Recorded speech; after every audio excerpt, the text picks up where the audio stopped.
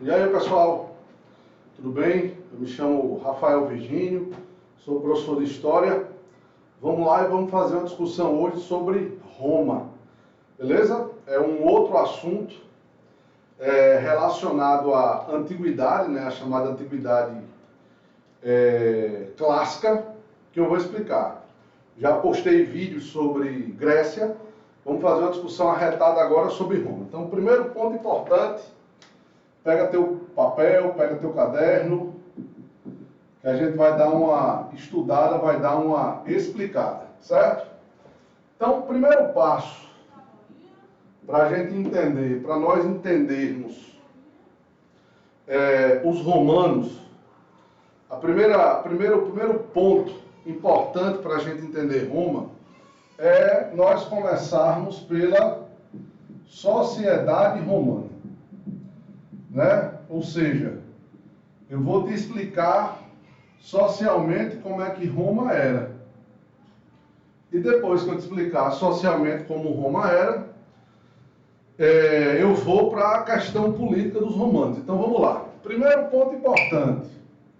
Lá em Roma, você tem uma classe social chamada de patrícios, que está lá na cabeça da sociedade.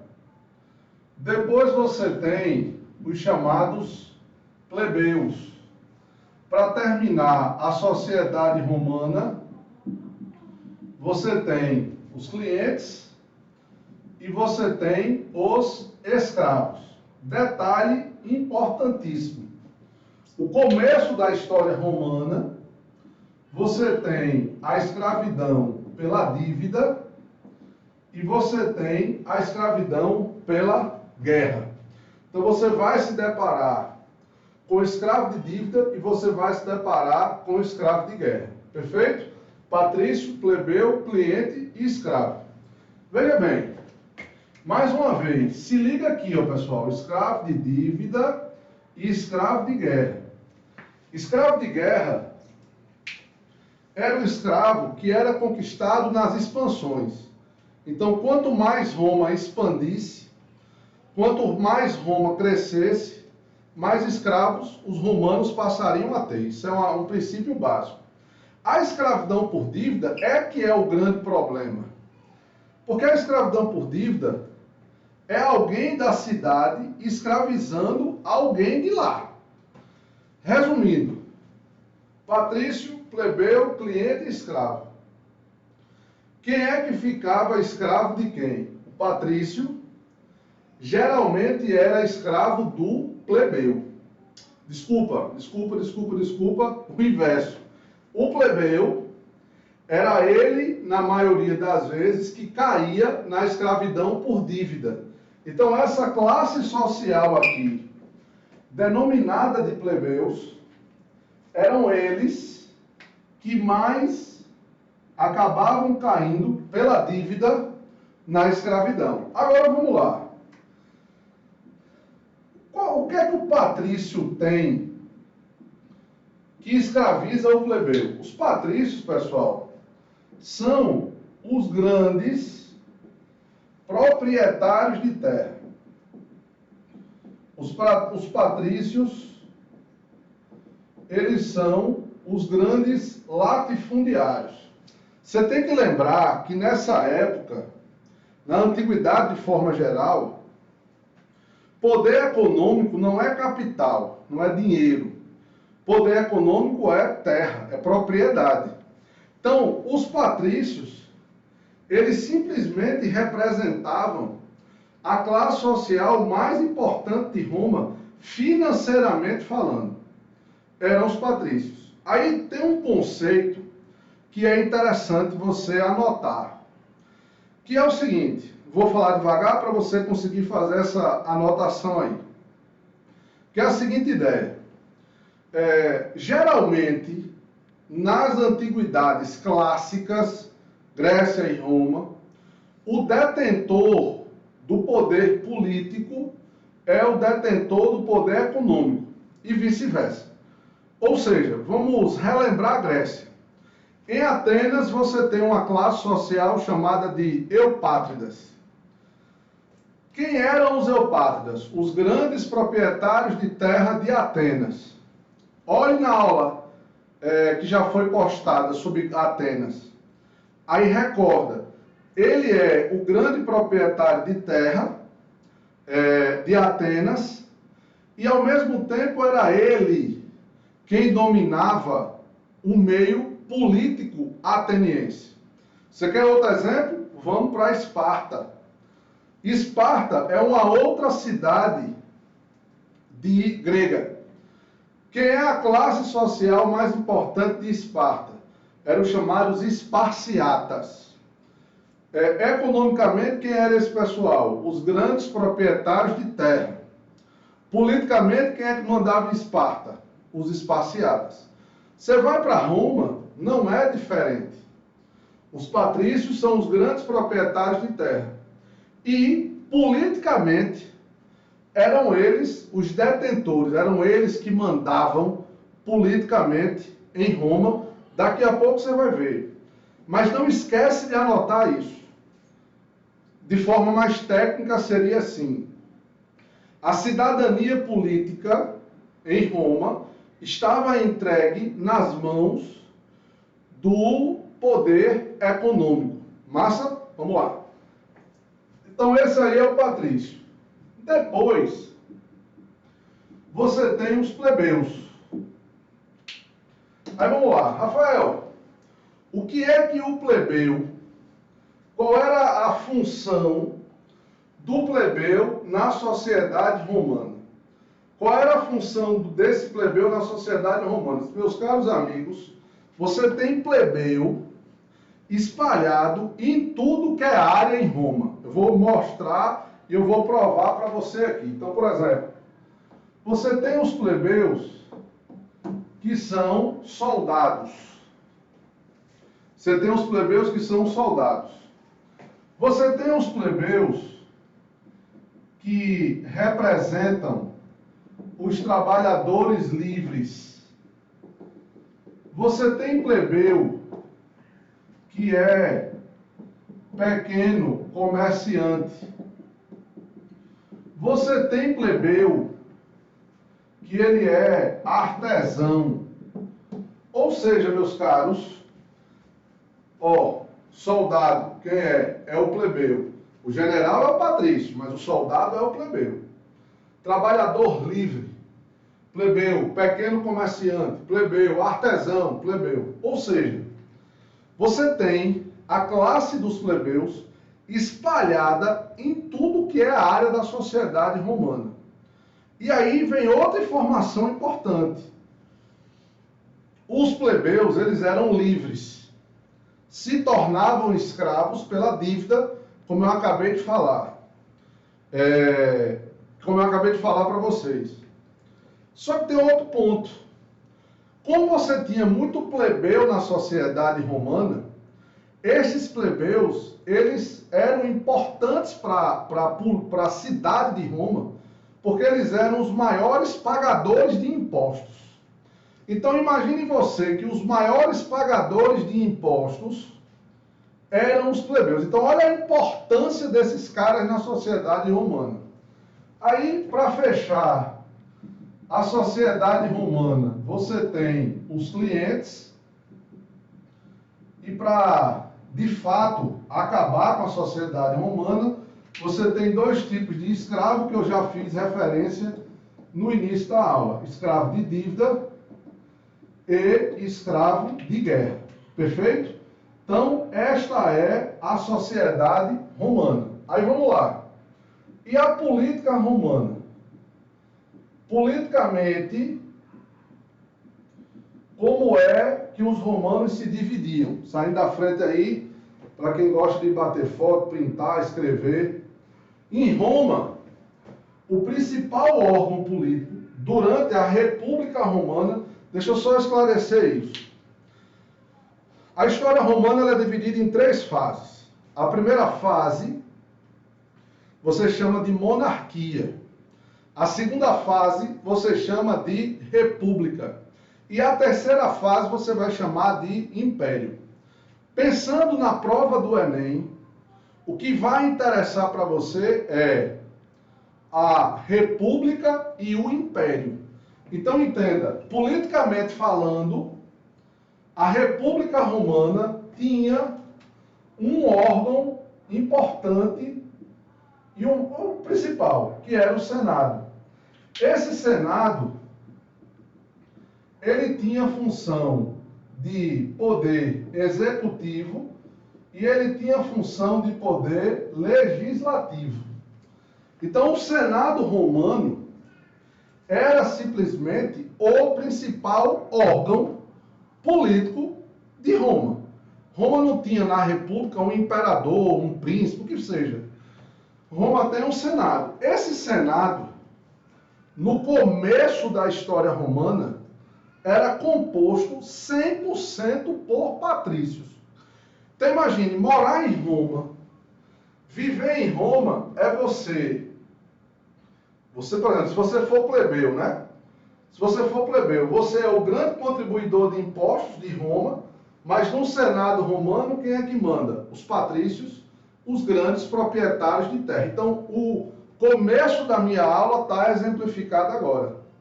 O poder econômico, na Antiguidade Clássica, faz mandar na estrutura política. Perfeito, galera? Vamos embora. Anota aí, vou sair da frente para você fazer a anotação. Massa? Vamos lá.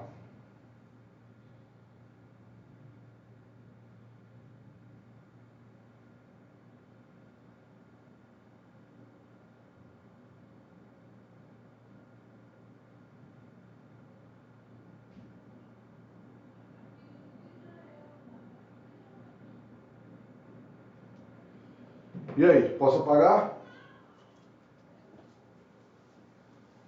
Vamos lá.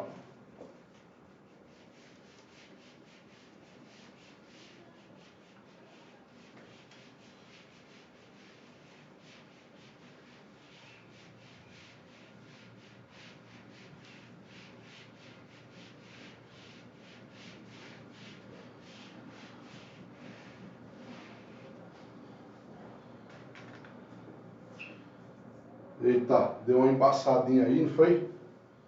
Deixa eu ver se vai voltando aos poucos aqui. Porque a luz às vezes atrapalha.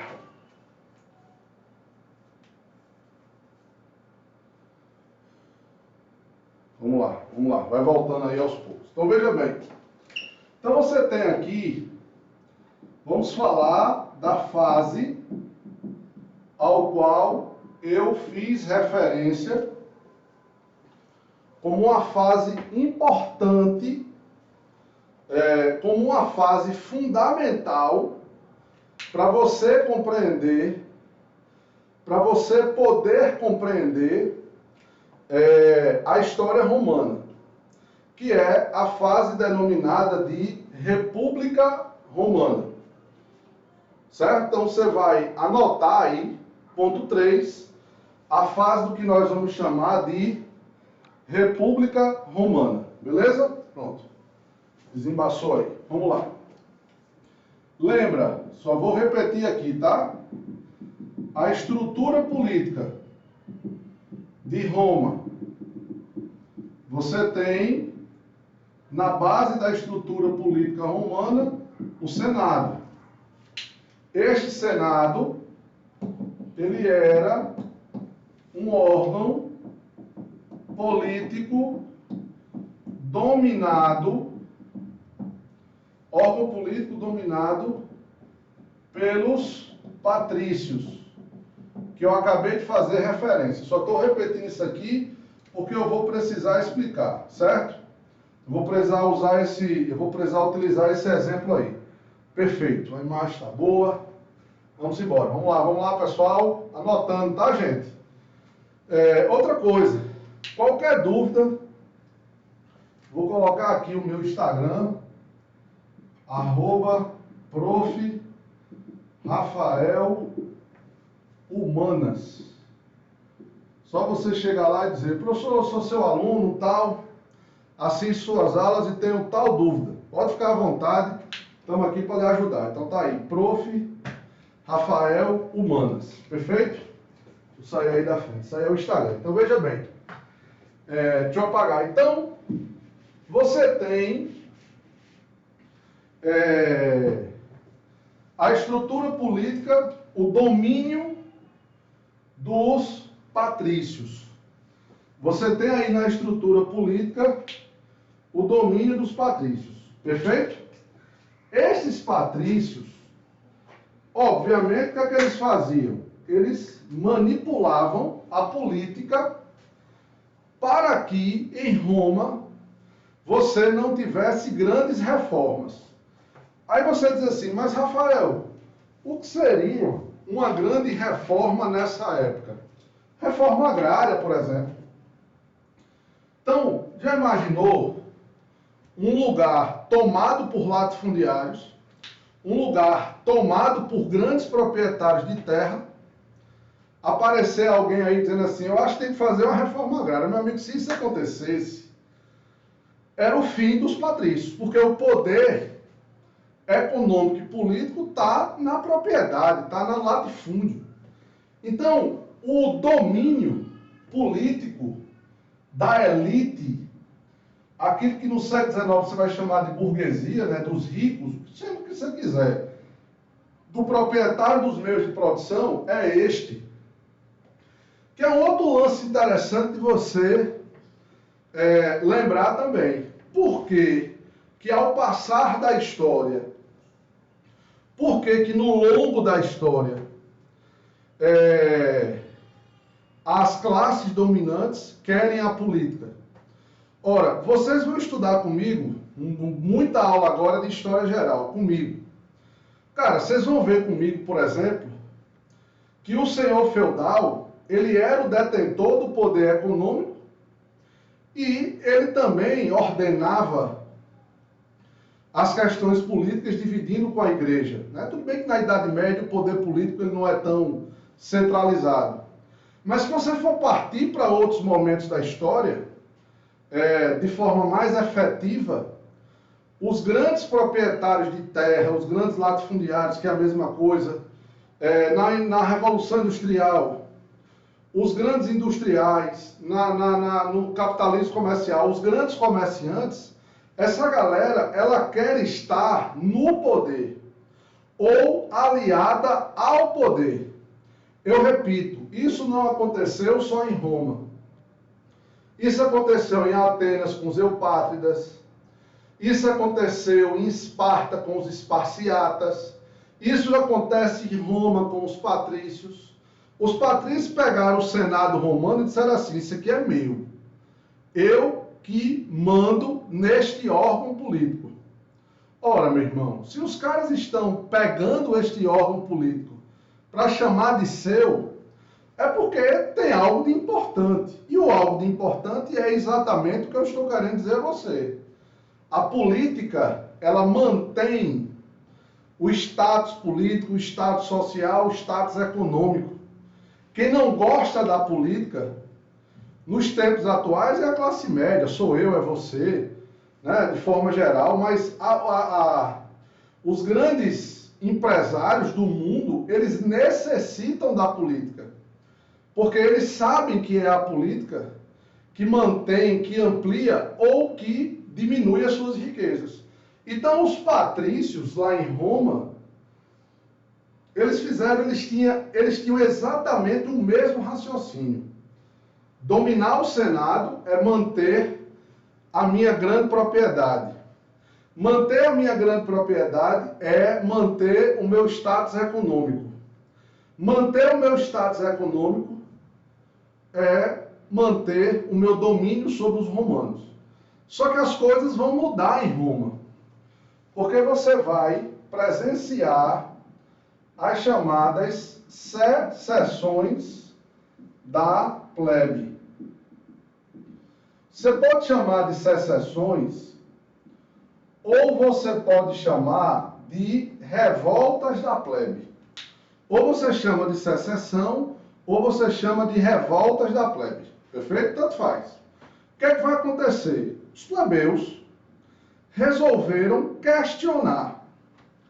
Ora, eu pago imposto, eu contribuo financeiramente com a cidade de Roma, por ser uma grande parcela da população, a contribuição plebeia era alta, né? Mas politicamente eu não tenho nenhum direito.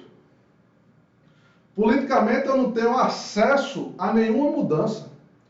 Pra você ter ideia, pessoal, as leis em Roma eram leis orais, era na oralidade, era na memória dos patrícios. Então qualquer problema jurídico que acontecesse em Roma, qualquer problema jurídico, qualquer problema que necessitasse de uma lei, o plebeu, ele tinha que ir perguntar ao patrício. Então, no final das contas, os plebeus perceberam que morar em Roma não era nenhuma vantagem, porque eles carregavam Roma, a cidade de Roma, nas costas, mas na hora de ter o retorno dos direitos, eles não tinham. Então, os plebeus resolveram se revoltar. Os plebeus resolveram se rebelar, né? E aí entenda que a rebelião dos plebeus, que esse levante dos plebeus, não é por besteira, é por cidadania. Ou seja, o plebeu ele tem noção de que ele tem os seus deveres, mas ele não tem os seus direitos. Então a luta aqui é por cidadania, ou seja, a luta por direitos, e isso você vai chamar de secessões da plebe. Aí, ó, o que é que vai acontecer? Os plebeus se rebelaram, e a rebelião dos plebeus fez com que os patrícios começassem a conceder cidadania, ou seja, direito a eles. Bastou os plebeus se rebelarem, que os patrícios disseram, rapaz, esse povo aí não está para brincadeira não. Vamos negociar com eles. E aí é que é a grande sacada. Sai aí da frente para você anotar, tá? E é aí onde você tem a grande lógica. O que foi que os plebeus fizeram para que os patrícios resolvessem negociar com eles? Meu irmão, o que eles fizeram é um negócio impressionante. Os plebeus resolveram ir embora de Roma. Inclusive alguns autores de história clássica, né?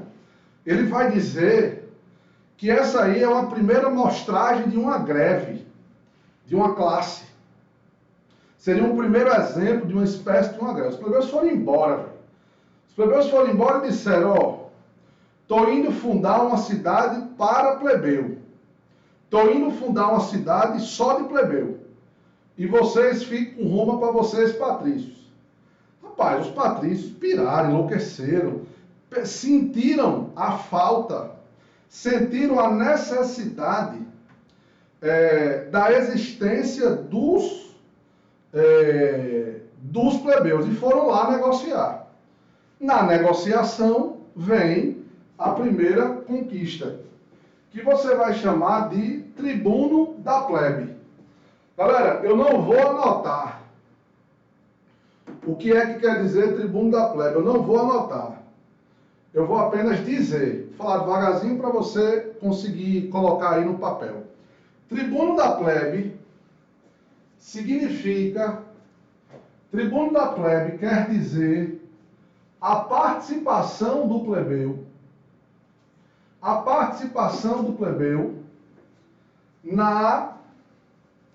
no Senado romano. Então, olhe bem, nenhum plebeu fazia parte do Senado, era só patrício. Agora, com essa luta, com essa secessão, eles se levantaram e os patrícios, não, tudo bem, vocês querem entrar no Senado, podem entrar, perfeito? Então, essa foi a primeira conquista. A segunda conquista, você vai chamar de Lei das 12 Tábuas.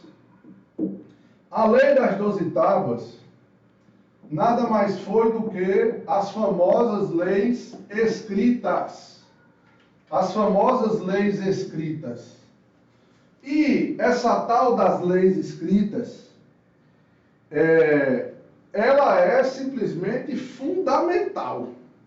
Porque a partir de agora, qualquer problema que necessite da lei, eu não vou mais buscar o patrício. Eu não vou mais buscar a classe social. Eu vou olhar na lei, eu vou olhar na tábua. Porque as leis estão escritas. E fora as leis escritas, né, a lei da 12 tábuas quer dizer lei escrita, nasce um princípio do direito que é fundamental, que é a chamada publicidade,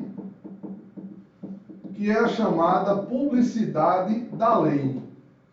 Ou seja, a publicidade da lei nada mais quer dizer do que o seguinte: olha, uma nova lei em Roma só vale quando ela estiver escrita. Se a lei não estiver escrita, ela não tem validade.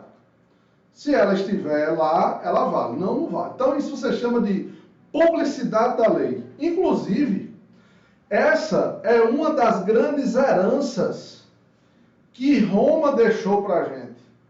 Essa é uma das grandes heranças que os romanos deixaram para a gente. Ou seja, o princípio das leis escritas. Uma nova lei só vale quando ela estiver publicada. Se ela não está publicada, ela não tem validade. Beleza? Segunda conquista. Terceira conquista importante. Extinção da escravidão por dívida. Extinção da escravidão por dívida. E o terceiro ponto importante aqui, o quarto ponto importante é a chamada lei da Canuleia. Essa lei da Canuleia, ela liberou o casamento entre classes. Ela acaba liberando o casamento entre classes. Deixa eu sair daqui. Vamos lá. Então, ó, extinção da escravidão por dívida, lei da Canuleia, lei escrita, participação do plebeu no Senado romano. Vamos, galera, printa aí a tela, copia. Qualquer dúvida, procura lá meu Instagram, pode mandar para mim a pergunta no direct, material. Professor, eu estou precisando, Rafael, me ajuda aí e tal, sem nenhum problema, galera. Estamos aqui para lhe ajudar mesmo. Então veja bem, pessoal, como são as coisas. Compreenda bem como funcionam. Olha bem como é que funciona a luta por direitos numa sociedade. Enquanto o plebeu não se levantou, o patrício, ele não ia conceder, porque para ele era cômodo. Na hora que o plebeu se levanta, o patrício percebe, entende a falta que o plebeu faz. Vamos lá, vou apagar aqui, tá? Só um minutinho. Que a gente vai partir aí para o final dos pontos importantes da República Romana. Vamos lá. Vamos lá. 3.3. Expansão territorial. Então vamos lá, o que é que vai acontecer? Os romanos, eles começam a expandir. Os romanos, eles começam a fazer um processo de expansão territorial. As primeiras expansões romanas, elas acontecem dentro da própria Itália. Aí eles começam a sair da Itália e a conquistar outros lugares. A principal conquista dos romanos vai ser o Mar Mediterrâneo. O Mar Mediterrâneo era o grande domínio que os romanos queriam ter. Só que você tem um problema. Na hora que os romanos foram dominar o mar Mediterrâneo, na hora que eles foram dominar as rotas comerciais do mar Mediterrâneo, você tinha uma cidade africana, chamada de Cartago, denominada de Cartago, e esta cidade, que ficava ali no norte da África, ela era esta cidade quem dominava as rotas comerciais do mar Mediterrâneo. Resultado disso, guerras púnicas. Você vai chamar de guerra porque foram 3 guerras. E os romanos venceram as guerras púnicas. Quando os romanos venceram as guerras púnicas, você tem a expansão territorial. E essa expansão territorial, ela trouxe algumas consequências, que eu vou elencar aqui. Então, por exemplo, quanto mais você expande, mais escravos você tem. Então, aumento da população escrava em Roma. Esse é um primeiro ponto. A população escrava vai aumentar. Se ela expande território, automaticamente você tem aumento das extensões territoriais, ou seja, o aumento do tamanho das terras. Roma vai passar a ter muita terra para administrar. Agora veja como são as coisas, né? Aumentar escravo foi o maior problema para os romanos. Cara, bota uma coisa na sua cabeça. A sociedade que teve escravo, ela fica para trás, ela atrasa. Ela passa a ter um tipo de acomodação. Então, por exemplo, qual é o detalhe aí? Quem é que quer ter escravo? Todo mundo quer ter escravo, na época, né? Então, o patrício mais rico, o cara mais pobre em Roma, o lance era o quê? Ter escravo. O patrício mais rico, ele vai ter muito escravo. Só que o cara que é mais pobre, o cara que é, sei lá, uma classe média ali e tal, ele quer ter escravo, nem que seja 1, 2 escravos, para botar dentro de casa, para ser um escravo doméstico. De tal maneira que a sociedade ela passa a necessitar do escravo para fazer alguns serviços, algumas situações. Então, o problema aqui vai ser, primeiro, o aumento da quantidade de escravos. A expansão territorial, ela trouxe uma novidade.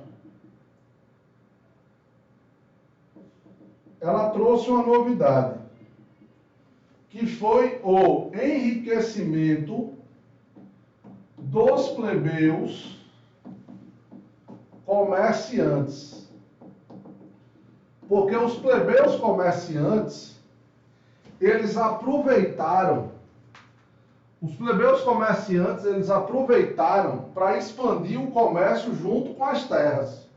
Então agora você tem uma classe social rica que vem dos plebeus, mas não são todos os plebeus, é só quem era comerciante. Aí você tem um outro problema, o desemprego.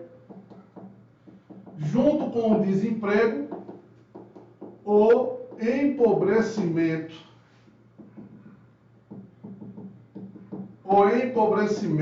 da plebe. Então você tem em Roma muita gente, muito plebeu pobre. E o plebeu empobreceu muito, aliado ao desemprego. O que aconteceu? Simples. Lembra que o plebeu era o trabalhador livre? Está lembrado que o plebeu é aquela figura do trabalho livre? Com a expansão territorial, aumentou a quantidade de escravos. O que é que os romanos, o que é que a sociedade começou a fazer? Compra um escravo e bota para fora o trabalhador livre. Isso é um fenômeno muito louco. Porque imagine, você tem um cara, uma pessoa que trabalha para você na sua casa. Você paga para ele fazer um determinado serviço. Roma tinha tanto escravo, o que foi que eu fiz? Eu comprei um escravo, botei a pessoa que trabalha na minha casa para fora, e no lugar eu botei um escravo. Esta pessoa que trabalhava ficou desempregada. Essa pessoa vai ficar desempregada, ela provavelmente é uma plebeia, um plebeu. Ele vai ficar pobre, ele vai ficar sem condições. Então, olha os problemas. Outro ponto que eu queria que você lembrasse, que você anotasse bem aí. Em Roma, os escravos, eles não eram só escravos que trabalhavam na agricultura. Eram escravos que trabalhavam também com profissões, com ofícios. Porque quando Roma invadia uma cidade, ela fazia de escravo a maior parte desta cidade. Perfeito? Então vamos embora. Então, empobrecimento da plebe, desemprego. Ou aí vem outro problema, que é o maior de todos. A desvalorização no conceito de trabalho. A desvalorização do conceito de trabalho. Ou seja, o que é desvalorizar o conceito de trabalho? Em Roma, isso também aconteceu no Brasil, tá, pessoal? Com a escravidão. Como quem trabalhava era o escravo, trabalhar passou a ter uma ideia passou a ter uma ideia negativa. No Brasil, com a escravidão, o que passou a ter uma ideia negativa era o trabalho manual, o trabalho que o escravo fazia, vamos assim dizer. Em Roma, o trabalho, qualquer tipo de trabalho, passou a ter uma conotação negativa. Então, olha a confusão, olha o problema que surgiu em Roma. Bem, vamos lá. Para tentar resolver este problema, estamos partindo aqui para o fim já, tá, pessoal? Para tentar resolver esses problemas sociais em Roma, principalmente o desemprego, aparecem os chamados irmãos Graco. Você teve aí dois irmãos de sobrenome Graco. Um chamado de Tibério e um outro chamado de Caio. Estes irmãos, eles ficaram famosos na história porque eles propuseram em Roma a reforma agrária. Tibério foi o primeiro dos dois, né, a entrar na política. Tibério ocupou um cargo no Senado romano chamado de tribuno da plebe. Pronto, ele se elegeu, se candidatou, se elegeu, foi para o Senado e disse: reforma agrária. É a única forma que a gente tem para resolver esse problema. Essa quantidade de gente pobre, passando necessidade. Roma é uma panela de pressão, socialmente falando. Adivinha o que fizeram com Tibério? Mataram Tibério, assassinaram Tibério. É outra analogia que eu queria que vocês fizessem. Gente, ao longo da história, lembra, aquele que defende a reforma agrária numa sociedade tomada pelo latifúndio foi assassinado. Isso não é coincidência. Você não precisa nem rodar o mundo, basta você vir para o Brasil. Você pega ali, da década de 60, a quantidade de trabalhadores camponeses assassinados pelo latifúndio, pela grande propriedade. Você pega a década de 80, da mesma forma. Você pega a última morte marcante nessa luta agrária no Brasil, foi a da irmã Dorothy, a famosa irmã Dorothy Stein. O que é que eu quero dizer a você, meu caro? Preste atenção. Quem bate de frente com os interesses de classes dominantes, essas pessoas, obviamente, passam a ser perseguidas. E um dos primeiros que eu estou apresentando a vocês da história é Tibério, tá? Tibério é assassinado, Caio se candidata, se elege, assume o cargo de tribuno da plebe e apresenta a reforma agrária de novo. Só que Caio, fora a reforma agrária, Caio também apresentou uma tal de lei frumentária. Ele apresentou uma tal de lei frumentária. Para quem não lembra ou não sabe, a lei frumentária é aquela lei que Caio diz o seguinte: tem gente passando necessidade. Porque não trabalha, porque não tem trabalho. Então o que é que o governo tem que fazer? Baixar o preço do trigo, para que o principal alimento de Roma ficasse mais barato, que era o pão. Então, galera, Roma, República, olha aí, essa parte, até os irmãos Graco, tá? Anotem aí, qualquer coisa me procurem e até a próxima.